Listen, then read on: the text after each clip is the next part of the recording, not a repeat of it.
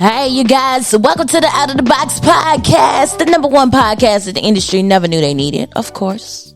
I go by the name Shakita Speaks the Southern Belle, and today I am here with my motherfucking best friend. Shout out to motherfucking Clarke motherfucking McKenzie and this bitch. I love Make sure you guys get at her on all her fucking social media. Of course, because she fucking dope as shit. Period. And she my best friend. Period. You know she fucking dope as shit. Because anybody I surround myself with is motherfucking dope as shit. And we don't give a fuck what y'all motherfuckers got to say. Not even a little. Period. All right. On that. Listen, we ain't trying to give too much away. But I'm going to give y'all a glimpse into what the next episode is going to be about. But anyway, shout out to my girl, Clarke McKenzie. She's been holding it down, doing some dope stuff in the film industry. You're a director, film producer, shit, you be writing, you motherfucking crazy with the motherfucking shits, and I don't think they even fucking understand how fucking crazy you really truly is. But if y'all don't know my best friend for you, best friend, y'all better fucking follow my motherfucking best friend. Best friend if y'all energy. trying to motherfucking be in the film motherfucking industry, y'all better motherfucking follow. Run me my coins after that. Period. That's it. So listen, we got an episode coming up where we basically dish about, the struggles of being a female in the entertainment industry. Yeah. So I just want to know about some of the struggles that you've had to face just being a female in the film industry. Yeah. Can you speak to us on that? Yeah, I can. So as Keita just spoke on, I am a filmmaker, director, producer, but I also am the head of branding for several companies and work in marketing, digital strategy, content creation, all of the like.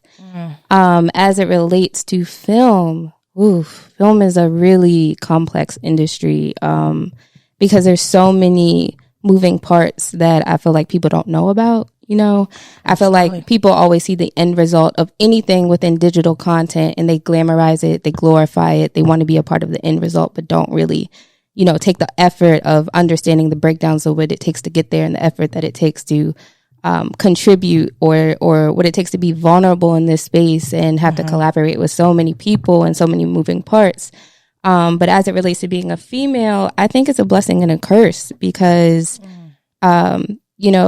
from an external standpoint, I think that I am very privileged in the regard that I am unassuming. So, you play to different gazes. You play to the white male gaze. You play to the white female gaze. You play to the black male gaze. And then you also play to the black female gaze. And that's GAZE gaze that I'm talking about. And I think that I have just been blessed enough to have had parents that prioritize education as a number one foundation. But I'm from Baltimore. Y'all already know. Period. And that's not on that. But I grew up with the foundation of education. So I'm able to kind of cloak and transform and be an unassuming person in a lot of places.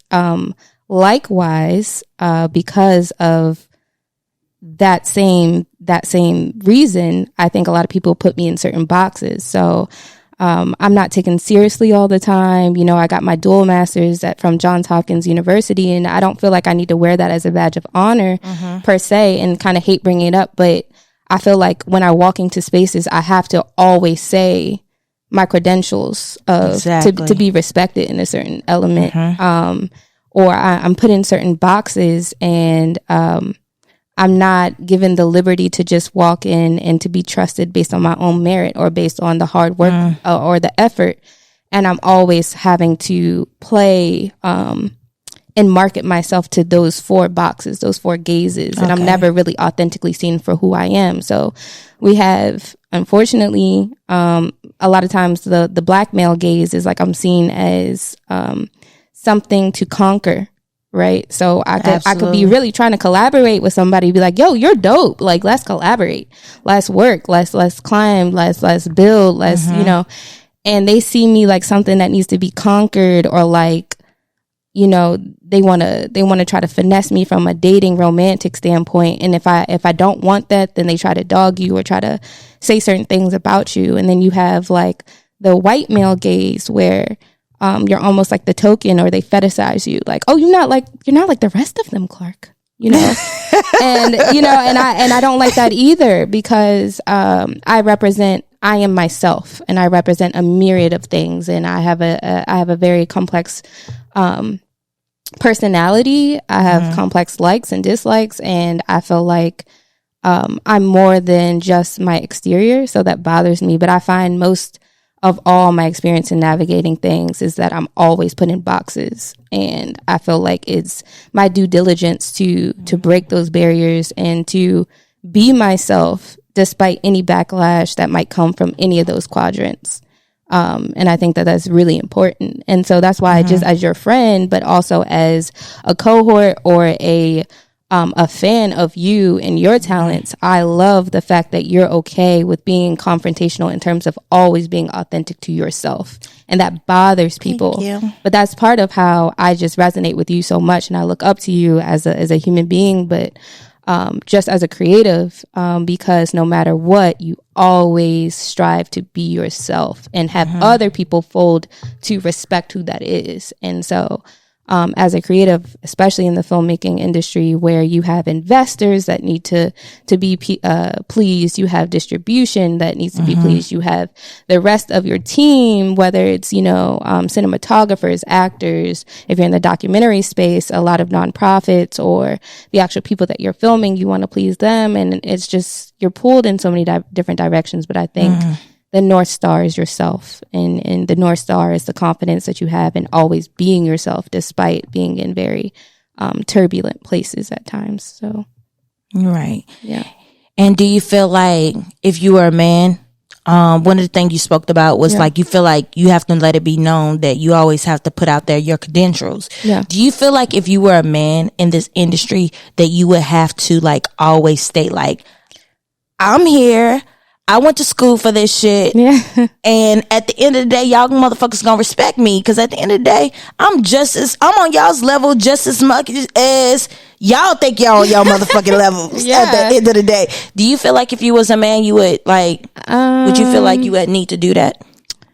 I think we still live in a heavily dominant, patriarchal society. So I think I hate to always bring race into spaces, but I think that ultimately we live in a patriarchal society. But then on top of that, we live in a Eurocentric centered patriarchal society. So I think as a black man, if I were a black man, I would still struggle with a lot of the complexities and the pushback that comes with having to prove myself in spaces that I belong.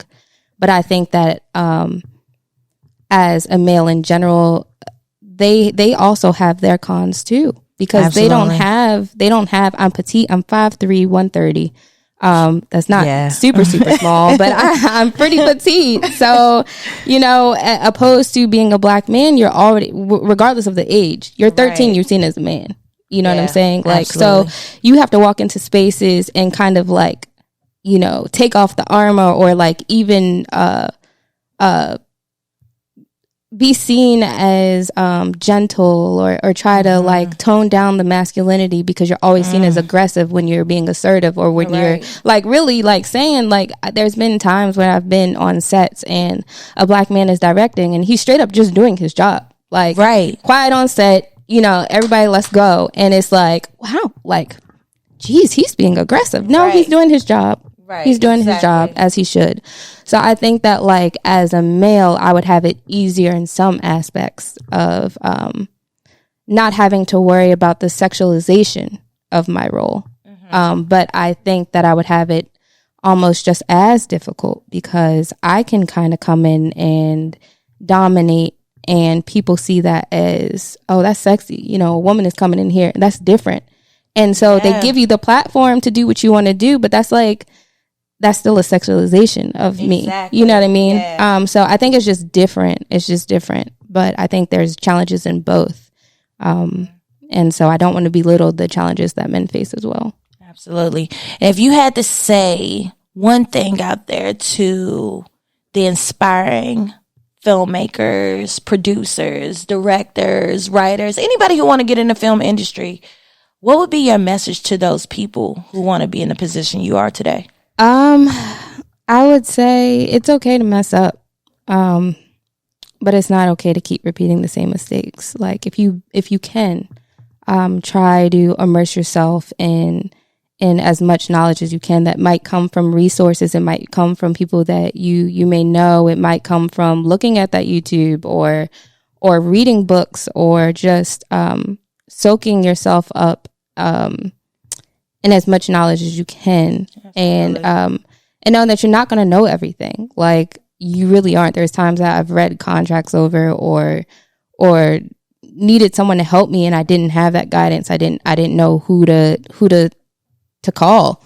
And then I befriended a lot of mentors. I took part in a lot of fellowships. I worked overtime. I was working a job. I was in 2 fellowships and going to school for a dual master's all at once. But I just slept, ate, breathed the industry as much as I had the awareness to. And I just feel like just don't be afraid to ask questions. Don't be afraid to be humble. You know, I find that like social media, I post quite frequently. But I feel like in the arena of being seen, sometimes we're not full of humility. Absolutely. You know, sometimes it comes across as cocky, but it's like you have to walk into spaces with grace and be like, look, I know I don't know everything, but I'm here because I want to. I'm here because I sincerely have a passion for it.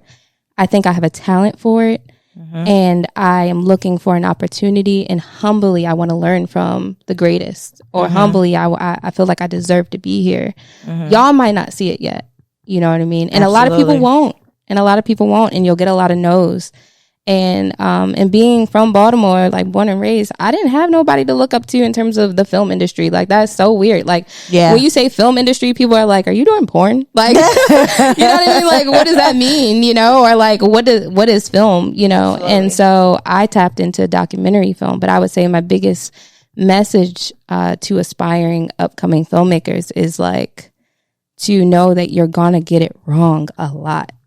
And that is the beauty, because you're going to know better next time, and to apply yourself and to be humble and to be thankful, to be full of gratitude, but to also have the confidence that just because you haven't had the opportunity yet doesn't mean that you don't belong in certain spaces. Absolutely. You deserve to be there.